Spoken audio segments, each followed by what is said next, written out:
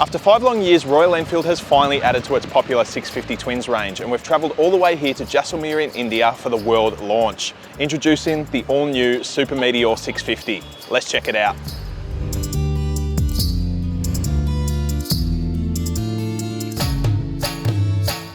The all-new Royal Enfield Super Meteor 650 is set to arrive down under in April 2023 with a starting price tag of $11,990 right away.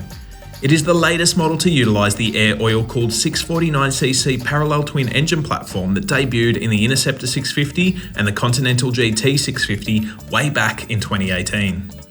But the engine is where the similarities end, with the new Super Meteor Cruiser adding an all-new chassis, tripper navigation as standard, LED lighting and upside-down shower suspension for the first time on a Royal Enfield. Throw in classic cruiser styling, comfortable laid-back ergonomics and a 19-inch front wheel and you have a bike born ready for the open road. The location for the launch was the ancient city of Jaisalmer in the Thar Desert of Rajasthan. And our first experience on the Super Meteor was in the tight and crowded alleyways that snake their way through the fort. We are certainly not in Melbourne anymore. This is unbelievable. There were people everywhere, cars everywhere and bikes everywhere. Riding the Super Meteor through these streets was absolutely unreal. On paper, the Super Meteor weighs in at a sizable 241 kilograms with fluids, but surprisingly, the bike hides that weight well and handles the tight stuff with ease. Engine's nice and rideable. It's a heavy bike, but it doesn't feel heavy. It's quite lightweight and agile. This is awesome. After our jaunt through the bazaars of Jaisalmer, we finally got out onto some open road and tested the Super Meteor in its intended application. The 650 engine is largely unchanged from the previous 650 Twins, but it feels very refined in this new package.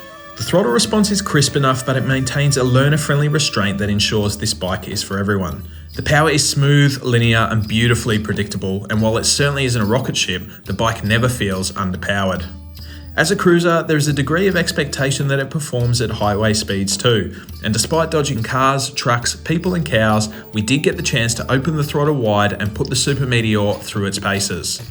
And when we finally stopped for a rest on the long haul to the town of Khimsar, the consensus amongst the group was that it ticks a lot of boxes. I don't know what the speed limit is, but we've been absolutely flying. But the Super Meteor 650 is so stable at high speeds. For that highway cruising, it is perfect. The ride position is very comfortable for long hauls in the saddle, while the bike handles very well for its weight. The windscreen on the touring version is very welcome on the highways, while our travel companions Ryan and Emily rode 2 up and were full of praise for the bike's pillion capabilities. But the Super Meteor isn't entirely perfect. Firstly, the suspension was a little too firm, especially on the pothole-filled backroads of Jaisalmer. However, the rear shocks are adjustable for preload. I also found the lack of cruise control a little mystifying given the bike's intended purpose, while the tripper navigation system definitely needs an overhaul. And I'll be very quick to fit a better set of tyres too.